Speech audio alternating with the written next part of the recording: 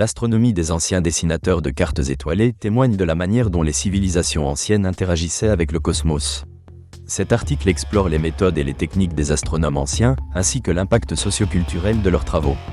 En plaçant ces connaissances dans le contexte de leur environnement historique et culturel, nous comprenons mieux leur vision unique de l'univers. Au fil des siècles, les sociétés humaines ont cherché à comprendre leur place dans l'univers. Les anciens, qu'ils soient chaldéens, égyptiens, grecs, chinois ou aztèques, ont développé des cartes étoilées. Ces dernières sont non seulement des représentations graphiques du ciel, mais aussi des outils d'interprétation et de navigation.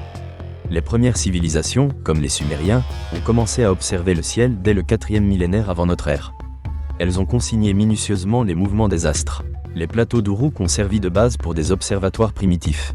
Les Chaldéens ont établi des systèmes de notation pour les phases lunaires, posant ainsi les bases de l'astronomie moderne. Leur système sexagésimal a permis de diviser le temps et l'espace de manière précise. Les Égyptiens, de leur côté, ont créé des cartes célestes liées à leur mythologie. La déesse Nuit était souvent représentée sous la forme d'un ciel étoilé. Les temples de Karnak, par exemple, comportent des fresques montrant les positions des planètes. Les Égyptiens associaient les astres à des divinités, influençant ainsi leur architecture et leurs rituels. Les Grecs ont également joué un rôle clé dans l'évolution de l'astronomie. Des figures emblématiques comme Ptolémée ont compilé des connaissances dans des ouvrages comme l'Almageste, qui demeura une référence en astronomie durant des siècles.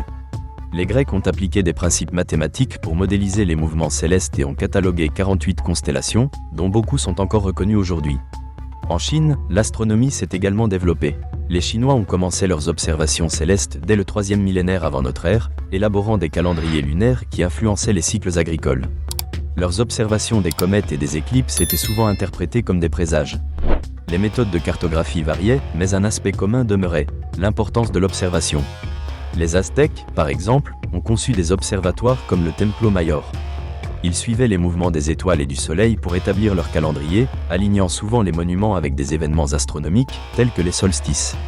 Les cartes célestes témoignent d'une compréhension intime du cosmos. Certaines, comme les tablettes de Siwa en Égypte, exposent des configurations stellaires précises, permettant de prévoir les inondations du Nil, essentielles pour l'agriculture. Au-delà de leur utilité pratique, la cartographie des étoiles a également une portée spirituelle. De nombreuses cultures considéraient les étoiles comme des guides ou des messages divins. Les constellations reliaient l'identité culturelle à un cosmos vivant. Cette relation entre les anciennes cultures et l'astronomie illustre la dualité entre science et art. Les instruments, tels que les astrolabes ou les cadrans solaires, témoignent d'un mélange de précision scientifique et d'esthétisme artistique. Les dessins et motifs eux-mêmes revêtaient souvent une signification symbolique. À l'aube de la Renaissance, les connaissances astronomiques de l'Antiquité furent redécouvertes. Des hommes comme Copernic, Galilée et Johannes Kepler s'appuyèrent sur les travaux de Ptolémée, réinventant ainsi notre compréhension du cosmos. L'héritage des anciens astronomes perdure, témoignant d'un édifice collectif de savoirs accumulés au fil des millénaires. Il est crucial de reconnaître que l'astronomie ancienne ne se limite pas à des chiffres ou à des tableaux. Elle nous aide à comprendre comment les civilisations anciennes percevaient leur environnement ainsi que les questions existentielles qui les touchaient. Les anciennes cartes étoilées sont bien plus que de simples outils scientifiques. Elles constituent des éléments d'une riche tapisserie culturelle, résultant d'une quête sans fin pour comprendre notre place dans l'univers. Ce dialogue entre le ciel et la terre, entre les mathématiques et la mythologie, demeure inscrit dans notre héritage collectif.